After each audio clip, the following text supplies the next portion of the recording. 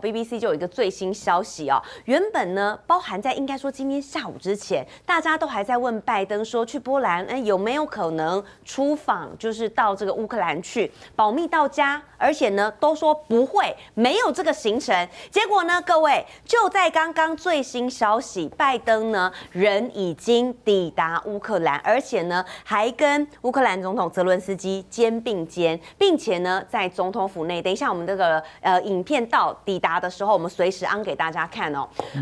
就是他们两个呢，在这个总统府里面哦，然后就开始在签文件了啊，一定是呢，拜登想都不用想了，表达对乌克兰的支持。而且据说今天抵达的时候呢，这个气氛很奇怪，因为呢一开始大家先传出网络消息，就说什么道路都封锁啦，然后呢这个发布空袭警报，而且响了20分钟，大家就觉得不太寻常吧？什么样的情况必须要发布空袭警报？还有另外亮哥，为什么拜登身为一个美国总统，他要出访乌克兰需要这样？大家觉得好像有一点偷偷摸摸啊。好，说的好听是惊喜啦，但是有必要这样子吗？我们不知道他是怎么去的啦，因为过去美国的高官或者他的太太实际上也没进去，他是从边境就走进去又走出来。他如果到达基辅，那通常是要坐火车去。那坐火车，老人家要坐那么久，好辛苦啊，拜登啊。那他如果是坐飞机进去，那一定有护航的飞机，那这个就相当严重了。因为俄罗斯一定会知道，对，所以他担心什么？他担心俄罗斯不按牌理出牌啊，因为现在在交战状态啊，对不对？我管你是谁，炮弹不长眼睛，我就说我误解了，我不知道是拜登误击。所以听说基辅的空中警报响了20分钟，对，所以蛮离奇的吧？我就是不知道俄罗斯会做什么动作啦，比如说，即使他没有去炸拜登的机队或火车队，也可能在基辅制造一些事件啊，比如说我不高兴啊，所以我就在基辅轰炸啊。那飞弹不长眼睛嘛，你怎么知道它会炸上基辅的哪里？因为事实上，我上次就看到一个短片，就是基辅的一个地铁站被炸到。是。那所以你不知道嘛？他就是要制造基辅人心的恐慌嘛，给基辅压力。对，就是说你再不叫泽连斯基来谈判啊，那你就要活在恐惧之中啊之类的啊。那如果拜登去，拜登显然就是要帮泽连斯基打气的嘛。对。那甚至也传出来了啦，说又多给了5亿美元啦啊。这5亿对美国来说小数字吧？我觉得拜登好小气哦，怎么只带5亿来呢？所以这个1周年，我以为他一出手就是20-30亿啊，对不对？这个5亿实在太少了。这当然我们体谅他的财政状况不好啦，感觉意思一下而已。对，因为最近共和党众议院也在那边跟他吵嘛，对，说你那债务上限都快到了，你是不是砍一砍你的行政裁量的预算了？所以我猜是这个压力他不敢给太多了，不然说你裁量预算这么多所以只给个5亿了啊。不过就是他我觉得乌克兰也很怕啦，就是怕俄罗斯不按牌理出牌给你炸周边的，然后造成一些死伤啊，那对拜登也很没有面子啊。因为之前不是一直有传出说3月就是说春天来的时候，俄罗斯还要来一波大的攻击。对，一般人预期就是224之后，一般啦因为欧盟已经喊了。说2月24号这个满1周年当天，他要发动第10波的制裁，那习近平、王毅帮他宣布了，说2月24号习近平要对中国对俄乌战争的看法做一个说明，是有一个演讲，对不对啊？所以坦白讲，那个基调都出来了，结果没想到美国的基调，我觉得王毅在慕尼黑安全会议完全都讲对了，他讲了一句话嘛，说有人不希望停止战争，对。拜登如果在这个时候去了基辅，那当然就是支持他继续打下去嘛。而且泽伦斯基才讲完，他说没有必要跟俄罗斯谈，所以很显然，而且他还讲了一句话，他说他的目标只有一个胜利，胜利2个字，到现在还是胜利，胜利那全世界都知道乌克兰这个要胜利的几率大概只有1%啊。那可是拜登就是占你的台啊，因为我们现在已经听到一些讯息了啦，就是说。德国不是说要提供他那个豹2坦克吗？对，战车。目前募集到本来说有81辆，可是目前目击的状况并不好，就表示欧洲有一些立场在动摇啦，就说，你这个战争是不是不要再打了？对，所以这算不算是欧洲队也开始有一些以美论？美国你指的这个，你带的这个风向到底对不对啊？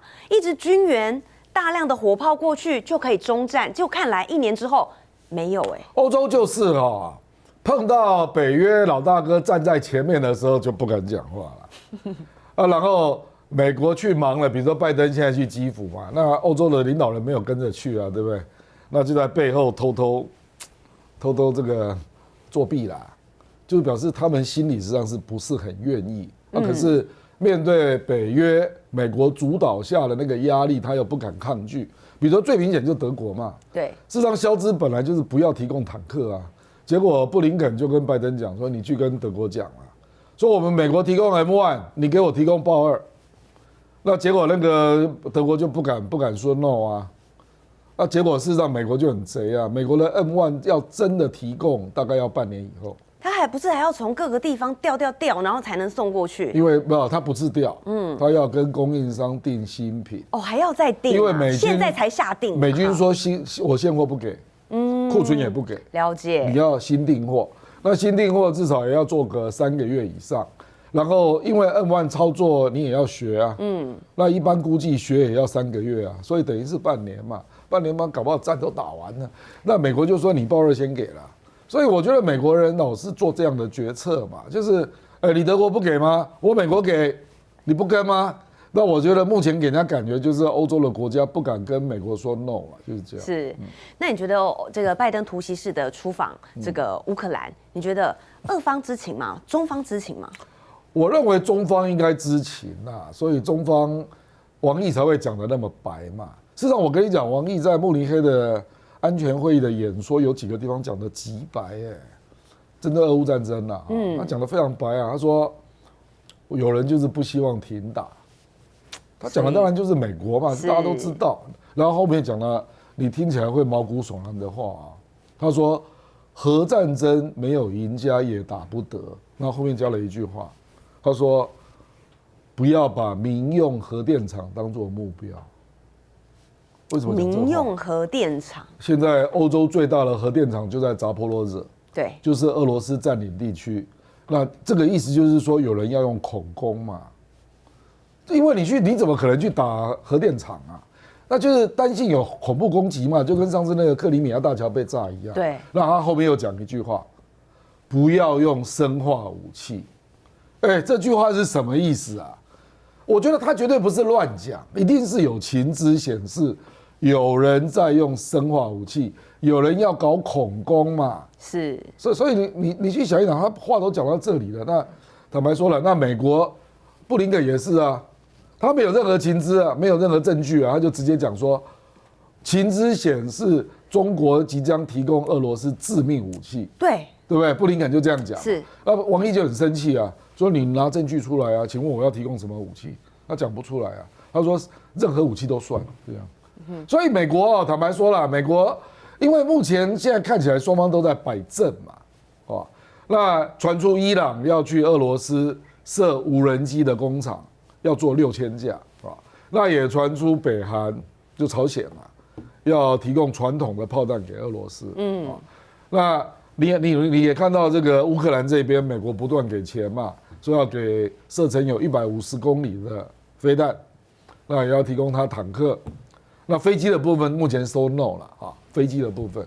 可是如果真的提供他150公里的飞弹那请问他会不会打克里米亚？那我们知道乌克兰的边境东巴斯那边距离俄罗斯莫斯科最近，大概要600公里。对。可是现在大家就在担心说乌克兰会不会潜伏进去了？因为乌克兰人跟俄罗斯人长得蛮像的。对。上次克里米亚大桥被炸，也怀疑有内外的勾结啊，对不对？所以乌克兰会不会铤而走险，派一支突击队潜入俄罗斯境内，然后去轰一轰莫斯科啦？你知道我的意思就是因为当年美国刚被打珍珠港，我记得嘛，美国那个时候对日本也没办法可是他的航舰就开到日本海的附近嘛，那不是派了飞机去炸东京吗？对，然后再开到浙江省嘛，你记不记得那个电影有演出来嘛？那很多人在浙江省都被抓，都被枪毙。那有一些就中国当地的中国民众保护了他们啊。就说美国那个时候为什么要急着做这个事？他就是让日本东京得到教训嘛。说你怎么可以去偷袭珍珠港？那这个有点类似，就是乌克兰被逼急了，他就说你让我基辅活在恐慌之中，我也要让你俄罗斯的首都的老百姓活在恐慌之中，就类似这种。那这种就会传出恐攻嘛，就说克里米亚大桥会被炸，你不要以为核电厂不会被炸，那这个就我坦白讲，这个就是已经没有上限了啦。所以现在这个俄乌战争的情势已经超乎原本大家所预期的，这已经不再只是国与国之间了，这个牵涉到很多。来，我们来看一下我们今天第一张电视墙。首先呢，我们先来看一下原本呢，为什么拜登突然间出现在乌克兰？好，在今天之前呢，完全从影片曝光之前呢，完全没有任何人知道。但是呢，原本他说的是什么？他是20号，今天照理来说他人应该在波兰，但没有哦，他突袭式跑到乌克兰去了。好，这个一个大惊喜哈，跟白宫都已经串通好了，从上个礼拜就开始说了。好，很明显的想要先发制人。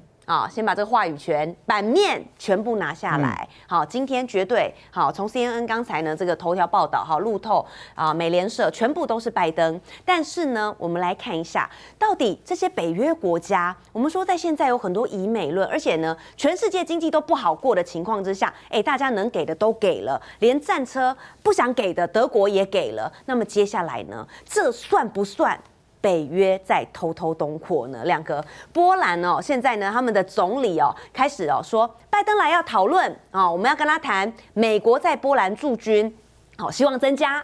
再来呢，驻军时间延长。好，目前呢，波兰的美军轮调人员大概是1.1万人那如果美国再派人来，不，你如果论美国在波罗的海三小国啦，在波兰啦，甚至在罗马尼亚或者是就是俄罗斯边境的国家，那个步军都增加这是事实。他就趁机会扩军嘛，做了更多的部署嘛那波兰非常乐见波兰还弄了一个很大的土地说希望美国来盖空军基地，然后他地都已经画好了，他都画出来了而且波兰要扩军，他要扩大到50万人我坦白说了，波兰也很乐意介入乌克兰战争因为历史上乌克兰乌西有部分土地是波兰的你不要忘了，所以他也很希望能够介入那看有没有机会跟乌克兰共管你知道我的意思？哇，所以大家都有野心想消灭俄罗斯，但是其实波兰有他想要的地方。当然了，因为那乌西很多土地都是他的嘛，那个 Lvov 就是边境的那个很有名、很漂亮的城市，那以前就是波兰的城市嘛。所以，可是我的意思就是说，可是他再怎么样也不可能把军队布到乌克兰境内了。